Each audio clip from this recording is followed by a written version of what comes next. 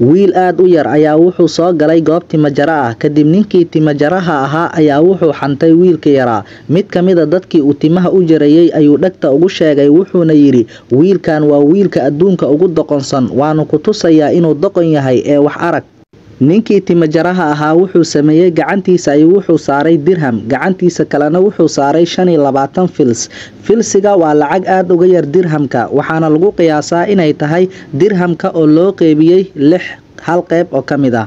Kadib wiilka ayuu u wacay, wuxuu yidhi labada lacagood mid dooro. Wiilkii waxa uu qaatay lacagtii yareed oo 25 fils, waa uuna iska tagay.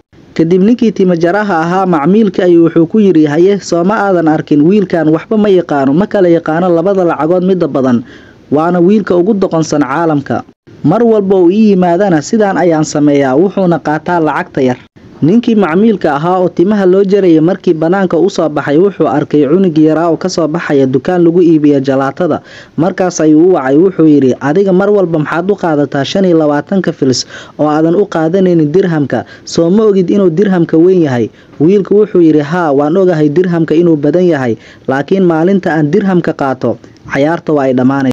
waad ku mahadsan tahay daawashadaada. Fadlan haddii aad ku cusub tahay kanaalkan, subscribe saar, gambaleelkana riix si ay kuu soo gaaraan muuqaalada cusub ee aan soo gelino.